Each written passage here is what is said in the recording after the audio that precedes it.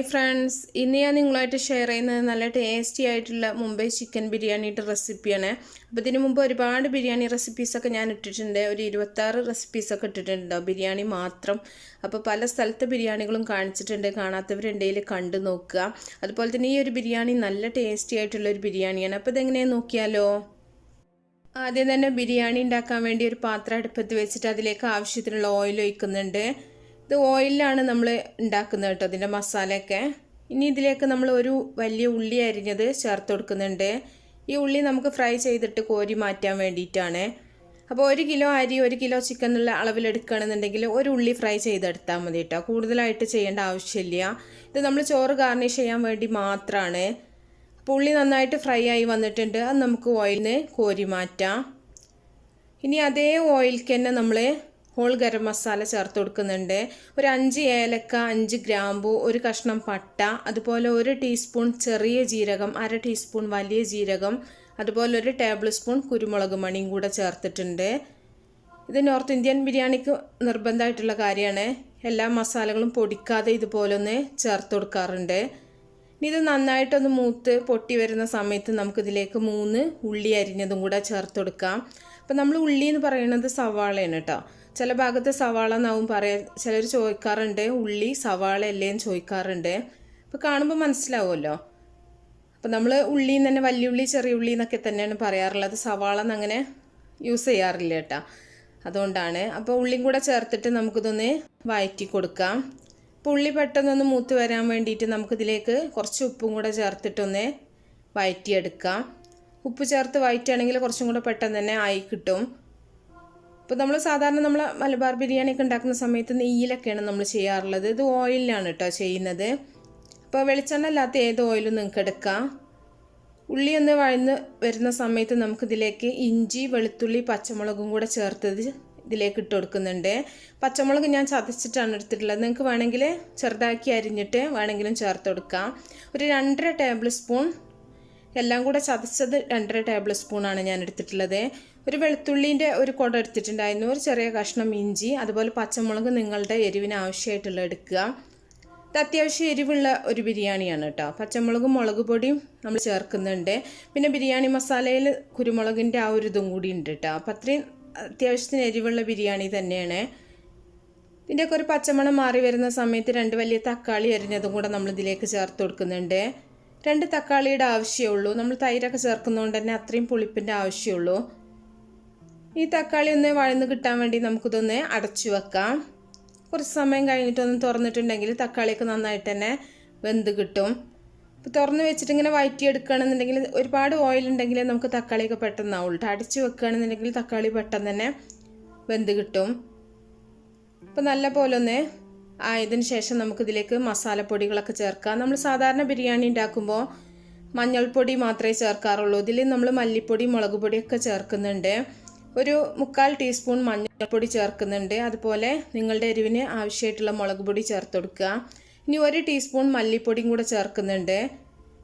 ഇനി നമ്മളിതിലേക്ക് ബിരിയാണി മസാലയാണ് ചേർക്കുന്നത്. നോർത്ത് ഇന്ത്യൻ ബിരിയാണി മസാല തന്നെയാണ് കേട്ടോ. 2 ടീസ്പൂൺ നിറയെ ഞാൻ മസാല ചേർക്കുന്നുണ്ട്. ഈ ഒരു ബിരിയാണി മസാലയുടെ റെസിപ്പി ഞാൻ നേരത്തെ ചെയ്തിട്ടുണ്ട്. അപ്പോൾ കാണാത്തവരുണ്ടെങ്കിൽ അവർക്ക് വേണമെങ്കിൽ കണ്ടു നോക്കാം. ഇല്ലെങ്കിൽ നിങ്ങൾ പുറത്തുനിന്ന് വാങ്ങിക്കുന്നതായാലും കുഴപ്പമൊന്നുമില്ല. വീട്ടിലാണെങ്കിലും വളരെ പെട്ടെന്ന് ചെയ്യാൻ പറ്റും. ഇനി ചെറിയ തീയിലിട്ടിട്ട് ഈ മസാലയുടെ ഒരു പച്ചക്കുത്തൊക്കെ ഒന്ന് മാറുന്ന വരെ നമുക്കിതൊന്ന് വഴറ്റി കൊടുക്കാം. മുളക് പൊടി അത്യാവശ്യത്തിന് നിങ്ങളുടെ എരിവിനനുസരിച്ചിട്ട് ഇടുക കേട്ടോ. അത്യാവശ്യം എരിവിന് വേണ്ടവരാണെങ്കിൽ അങ്ങനെ ചേർക്കുക. ഇതിലേക്ക് നമ്മൾ കഴുകി കഷ്ണങ്ങളാക്കി വെച്ചിട്ടുള്ള ചിക്കനാണ് ചേർത്ത് കൊടുക്കുന്നത്. 1 കിലോ ചിക്കൻ എടുത്തിട്ടുണ്ട് കേട്ടോ ഞാൻ. ചിക്കനും കൂടെ ചേർത്തിട്ട് നമുക്കിത് നല്ല പോലെ ഒന്ന് വഴറ്റിയെടുക്കാം. അപ്പോൾ ചിക്കന് വലിയ വലിയ കഷ്ണങ്ങളാക്കിയിട്ടാണെങ്കിൽ അങ്ങനെ ചെയ്യാം. ഇത് അത്യാവശ്യം വലിപ്പമുള്ള കഷ്ണങ്ങളാക്കിയിട്ട് തന്നെയാണ് ഞാൻ മുറിച്ചെടുത്തിട്ടുള്ളത്. ഇനി ഇതിലേക്ക് 2 വലിയ ഉരുളക്കിഴങ്ങ് കഷ്ണങ്ങളാക്കിയതും കൂടെ ഇട്ട് കൊടുക്കുന്നുണ്ട്. ഉരുളക്കിഴങ്ങ് നമ്മൾ വേവിച്ചിട്ടൊന്നല്ല ചേർക്കണം കേട്ടോ, പച്ചക്ക് തന്നെ ചേർക്കുക. ഇനി ഇതിലേക്ക് ആവശ്യത്തിനുള്ള ഉപ്പും കൂടെ ചേർക്കുന്നുണ്ട്. ഞാനിവിടെ കല്ലുപ്പാണ് ചേർത്തിട്ടുള്ളത്. അപ്പോൾ നമുക്കിതൊന്ന് തിളച്ച് വന്നാൽ കറക്റ്റ് ഉപ്പുണ്ടോ എന്നുള്ളത് മനസ്സിലാവുള്ളൂ കേട്ടോ. അപ്പോൾ നല്ല പോലെ ഒന്ന് ഇളക്കി മിക്സ് ചെയ്യുക. ഉരുളക്കിഴങ്ങ് നിർബന്ധമായിട്ടും ചേർക്കുക കേട്ടോ.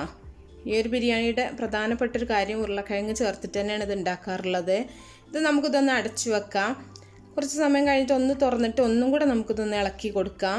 ഒരുപാട് സമയമൊന്നും അടച്ചു വെക്കേണ്ട, കുറച്ച് ടൈം ഒന്ന് അടച്ചു വെച്ചിട്ട് തുറന്നിട്ട് ഒന്നും കൂടെ ഒന്ന് ഇളക്കി മിക്സ് ചെയ്യുക. ഈ ഒരു സമയത്ത് ഉപ്പൊക്കെ ഉണ്ടാവും നമുക്ക് കറക്റ്റായിട്ട് അറിയാൻ പറ്റും. ഇനി ബാക്കിയുള്ള ഇൻഗ്രീഡിയൻസും കൂടെ നമുക്കിതിലേക്ക് ചേർത്ത് കൊടുക്കാം. അപ്പോൾ നിങ്ങൾ എരിവൊക്കെ നോക്കുക കേട്ടോ. വേണമെങ്കിൽ പച്ചമുളക് ചെറുതാക്കി അരിഞ്ഞതോ അല്ലെങ്കിൽ മുളക് പൊടിയോ നിങ്ങൾക്ക് ചേർത്ത് കൊടുക്കാം. ഇനി നമ്മളിതിലേക്ക് തൈരാണ് ചേർക്കുന്നത്. ഒരു 4 ടേബിൾ സ്പൂൺ തൈര് ഞാൻ ചേർക്കുന്നുണ്ട്. അധികം പുളിപ്പില്ലാത്ത തൈരാണ് ചേർക്കുന്നത് കേട്ടോ. ഒരു മീഡിയം പുളിപ്പുള്ള തൈരാണ് ഞാൻ എടുത്തിട്ടുള്ളത്. അപ്പോൾ നല്ല പുളിപ്പുള്ള തൈരാണെങ്കിൽ നിങ്ങൾ നോക്കിയിട്ട് ചേർത്താൽ മതി. അപ്പോൾ നല്ലപോലെ തൈര് ചേർത്തിട്ടൊന്ന് മിക്സ് ചെയ്ത് കൊടുക്കുന്നുണ്ട്. ഇപ്പോൾ ഉരുളക്കിഴങ്ങും ചിക്കനൊക്കെ ചേർത്തിട്ടുള്ള ഒരു ബിരിയാണിയാണ് കേട്ടോ. സാധാരണ നമ്മൾ ബിരിയാണി ഉണ്ടാക്കുമ്പോൾ ഉരുളക്കിഴങ്ങൊന്നും ചേർക്കാറില്ല. ചിക്കൻ ബിരിയാണിയിൽ ഉരുളക്കിഴങ്ങ് ചേർക്കാറില്ലല്ലോ. അപ്പോൾ ഇതുപോലെ നിങ്ങൾ ഒരു പ്രാവശ്യം ചെയ്ത് നോക്കുകൊണ്ട് നല്ല ടേസ്റ്റാണ്. അപ്പോൾ നല്ലപോലെ ഒന്ന് ഇളക്കി മിക്സ് ചെയ്തിട്ടുണ്ട്. ഇനി നമുക്കിതൊന്ന് അടച്ചു വെച്ചിട്ട് ഒന്നും കൂടെ ഒന്ന് ഇളക്കി കൊടുക്കാം. ഒരുപാട് സമയമൊന്നും അടച്ചു വെക്കണ്ട കേട്ടോ, കുറച്ച് സമയമൊന്നും അടച്ചു വെച്ചാൽ മതി. ഇനി നമുക്കിതിലേക്ക് ചേർക്കാനുള്ളത് മല്ലിയില പുതിനയിലാണ്. അത് നിങ്ങളുടെ ഫ്ലേവറിനനുസരിച്ചിട്ട് നിങ്ങളുടെ ഇഷ്ടത്തിനനുസരിച്ചിട്ട് നിങ്ങൾക്ക് ചേർത്ത് കൊടുക്കാം. ഞാനിപ്പോൾ ഒരു കൈപ്പിടി നിറയെ എടുത്തിട്ടുണ്ട്. രണ്ടും കൂടെ ഒന്നിച്ച് അരിഞ്ഞെടുത്തിട്ടുള്ളതാണ് കേട്ടോ, രണ്ടും സെപ്പറേറ്റ് അല്ല. അപ്പോൾ ഒരു കൈപ്പിടിക്ക് അത്രയേ എടുത്തിട്ടുള്ളൂ. അപ്പോൾ അതും കൂടെ ചേർത്തിട്ട് ഒന്നുകൂടെ നമുക്ക് നല്ലപോലെ മിക്സ് ചെയ്യാം. അതിൽ നമ്മൾ കറിവേപ്പിലൊന്നും ചേർക്കൂല കേട്ടോ, കറിവേപ്പില ചേർക്കൂല. നമ്മൾ ബിരിയാണി ഉണ്ടാക്കുന്ന സമയത്ത് മസാലപ്പൊടികൾ അധികം ചേർക്കാറില്ല, അതുപോലെ തന്നെ ഉരുളക്കിഴങ്ങ് ചേർക്കാറില്ല. അതുപോലെ നമ്മൾ കറിവേപ്പിലൊക്കെ ചേർത്തിട്ടാണ് ചെയ്യാറുള്ളത്. ഈ ഒരു ബിരിയാണിക്ക് നമ്മൾ കറിവേപ്പിലൊന്നും ഇട്ട് കൊടുക്കണ്ട, മല്ലിയില പുതിനയില മാത്രം മതി. ഇനി ഒരു 5 മിനിറ്റും കൂടെ നമുക്കൊന്ന് അടച്ചു വെച്ചിട്ട് തുറന്നതിന് ശേഷം നമുക്കിതിലേക്ക് വേവിച്ച് വെച്ചിട്ടുള്ള ചോറ് ഇതിലേക്ക് ഇട്ട് കൊടുക്കാം. നമ്മൾ നേരത്തെ വേവിച്ച് വെച്ചിട്ടുണ്ട്, ബസ്മതി റൈസാണ് ഞാൻ ബോയിൽ ചെയ്ത് വെച്ചിട്ടുള്ളത്. തിളപ്പിച്ച് ഊറ്റി എടുത്തിട്ടുള്ളതാണ് ചോറ്. ഇപ്പോൾ ഇതിൻ്റെയൊക്കെ റെസിപ്പി ഒരുപാട് കാണിച്ചുകൊണ്ടാണ് ഇതൊന്നും കാണിക്കാത്തത് കേട്ടോ. സാധാരണ നമ്മൾ വെള്ളം കൂടുതലായിട്ട് വെച്ചിട്ട് അരി ഇട്ടിട്ട് ഉപ്പും ഒരു ചെറുനാരങ്ങയുടെ നീരും അതുപോലെ തന്നെ കുറച്ച് ഓയിലും ഒഴിച്ചിട്ട് നമ്മൾ തിളപ്പിച്ച് ഊറ്റി എടുത്തിട്ടുള്ള ചോറാണ് ഇതിൻ്റെ മുകളിൽ ഇട്ട് കൊടുക്കുന്നത്. ഒരുപാട് വെന്തുടയരുത് കേട്ടോ ചോറ്. ഒരു 3/4 വേവാകുന്ന സമയത്ത് ഊറ്റി വെച്ചിട്ട് ആ ചൂടോട് കൂടി തന്നെ നമ്മൾ ബിരിയാണി ഇതുപോലെ ലെയർ ചെയ്തിട്ട് ദം ചെയ്യുകയാണ് ചെയ്യുന്നത്. അപ്പോൾ ഓരോ ലെയറിൽ നമ്മൾ ഉള്ളി ഫ്രൈ ചെയ്തെടുത്തിട്ടുള്ളത്, അതുപോലെ കുറച്ച് മല്ലിയില പുതിനയില അരിഞ്ഞത്, അതുപോലെ നമ്മൾ ഗരം മസാലയും കൂടെ ചേർക്കുന്നുണ്ട്. അപ്പോൾ ഈ ബിരിയാണി മസാലയ്ക്ക് ഒരു പ്രത്യേകത എന്ന് പറഞ്ഞാൽ ചെറിയ ജീരകത്തിൻ്റെ ടേസ്റ്റ് ആവും കുറച്ചും കൂടെ നന്നായിട്ടുണ്ടാവുക. അപ്പോൾ ഈ ഒരു മസാലയ്ക്ക് സാധാരണ ഗരം മസാലിനേക്കാളും പ്രത്യേക ഒരു ടേസ്റ്റ് ഉണ്ട്. അപ്പോൾ എല്ലാ ചോറും നമ്മൾ ഇതുപോലെ ലെയറുകളാക്കിയിട്ട് ഫൈനലി നമ്മൾ എല്ലാം ചെയ്ത് കഴിഞ്ഞതിന് ശേഷം ഇതിൻ്റെ മുകളിൽ കുറച്ച് നെയ്യ് നിങ്ങൾക്ക് വേണമെങ്കിൽ ഒഴിച്ചു കൊടുക്കാം കേട്ടോ. അത് ഓരോരുത്തരുടെ ഇഷ്ടം പോലെ ചെയ്യുക. ഇതിൻ്റെ മുകളിൽ നമ്മൾ കുറച്ച് മഞ്ഞളൊന്ന് കലക്കിയിട്ട് ഒഴിക്കുന്നുണ്ട്. ഇതില്ലെങ്കിൽ കുങ്കുമപ്പൂവ് ചൂടുവെള്ളത്തിലിട്ടിട്ട് അത് ഒഴിച്ചു കൊടുത്താലും മതി, കളറിന് വേണ്ടിയിട്ടാണ്. ഞാനിപ്പോൾ ഇവിടെ മഞ്ഞൾപ്പൊടി ഒന്ന് ചൂടുവെള്ളത്തിൽ കലക്കിയിട്ടാണ് ഒഴിക്കുന്നത്. അതിനുശേഷം നമ്മൾ അടച്ചു വെച്ചിട്ട് ഒരു 25 മിനിറ്റ് നമ്മൾ ചെറിയ തീയിലിട്ടിട്ടാണിത് ദം ചെയ്തെടുക്കുന്നത്. അപ്പോൾ ഒരു 25 മിനിറ്റിന് ശേഷം നമുക്കിത് തുറന്നിട്ട് മിക്സ് ചെയ്തിട്ട് വിളമ്പിയെടുക്കാം. ഒരുപാട് കാണിക്കേണ്ട ആവശ്യമൊന്നുമില്ല. അപ്പോൾ നന്നായിട്ടൊന്ന് മിക്സ് ചെയ്തതിന് ശേഷം നമുക്കിതുപോലെ ചൂടോട് കൂടി തന്നെ സെർവ് ചെയ്യാം. അപ്പോൾ ഒരുപാട് ഇട്ട് ഉടക്കേണ്ട ആവശ്യമില്ല കേട്ടോ. നമ്മൾ സാധാരണ ബിരിയാണിക്ക് മിക്സ് ചെയ്യുന്ന പോലെ മിക്സ് ചെയ്യേണ്ട ആവശ്യമൊന്നുമില്ല. നമുക്കൊരു സൈഡിൽ നിന്ന് അങ്ങനെ കോരി വിളമ്പിയാൽ മതി. ഇതിൽ നമ്മൾ അണ്ടിപ്പരിപ്പും മുന്തിരിയൊന്നും ഇട്ട് കൊടുക്കാറില്ല. ഇനി അത് ബിരിയാണിയിൽ നിർബന്ധമുള്ളവരാണെങ്കിൽ വീട്ടിലുണ്ടാക്കുന്ന സമയത്ത് നിങ്ങൾക്ക് ഫ്രൈ ചെയ്തിട്ട് ചെയ്യാം കേട്ടോ. അപ്പോൾ നന്നായിട്ട് തന്നെ വെന്തിട്ടുണ്ട്. അപ്പോൾ നല്ല ടേസ്റ്റി ആയിട്ടുള്ള ബിരിയാണിയാണ്. എല്ലാവരും ഉണ്ടാക്കി നോക്കുക, തീർച്ചയായിട്ടും ഇഷ്ടപ്പെടും. ഇഷ്ടപ്പെട്ടാൽ ലൈക്ക് ചെയ്യുക, ഷെയർ ചെയ്യുക. അപ്പോൾ നല്ല റെസിപ്പികളൊക്കെ ആയിട്ട് നമുക്ക് അടുത്തൊരു വീഡിയോയിൽ കാണാം.